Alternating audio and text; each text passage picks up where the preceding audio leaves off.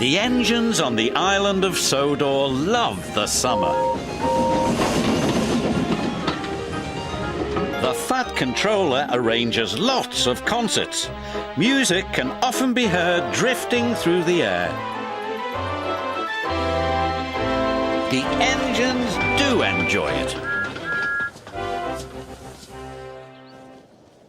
One morning, the engines were very excited. Alicia Botti, the famous singer, was coming to the island of Sodor. "She's a coloratura," said Gordon importantly. "What's a coloratura?" asked Thomas. "It means she can sing high notes very, very loud." "The Fat Controller will choose me to collect her," boasted James. "I'm the brightest and the shiniest." "Nonsense! I'm the most important," huffed Gordon. Thomas wanted to feel important too. "He might choose me," he said hopefully. "Well, one thing's for sure," said Gordon. "He won't choose Dirty Percy." "Don't call me Dirty Percy," he chuffed crossly, and he wheeshed away. But the next day, the Fat Controller didn't choose Gordon, and he didn't choose James. He chose Thomas. "Make sure Annie and Clarabel are squeaky clean," he said. "Yes, sir," said Thomas proudly. He felt very important indeed. "Move aside, Dirty Percy," chuffed Thomas. "I'm the important engine today." "But I need a washdown," wailed Percy. "My passengers will laugh at me." "But I have to be squeaky clean," huffed Thomas, "so you'll just have to wait." "I can't wait," grumped Percy. "I'm a guaranteed connection." And he chuffed away.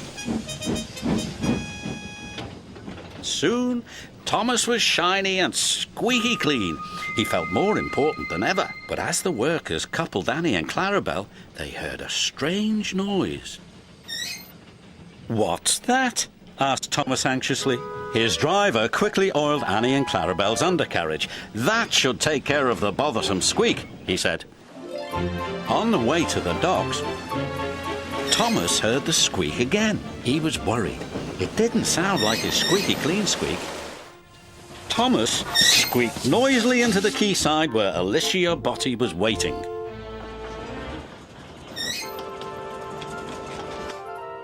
The Fat Controller held Clarabel's door open when Alicia Botti screamed.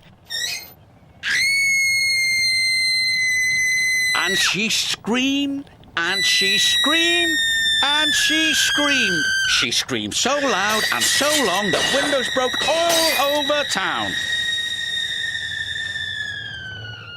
"Definitely a coloratura," said Gordon. Alicia Botti was cross. "I can't possibly travel in a coach that riddled with the mice." The Fat Controller was very embarrassed, and Thomas didn't feel important at all. Just then, Percy returned from his guaranteed connection.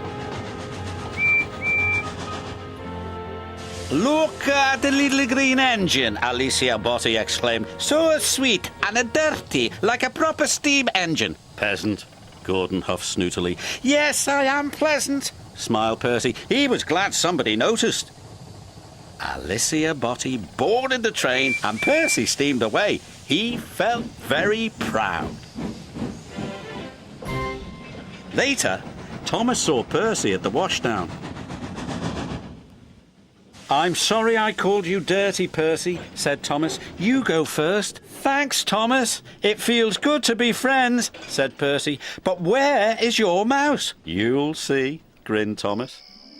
That night was Alicia Botti's concert. Her voice carried across half of the island. The Fat Controller had made the little mouse her very own home in the corner of Tidmouth's sheds, and Thomas named her Alicia.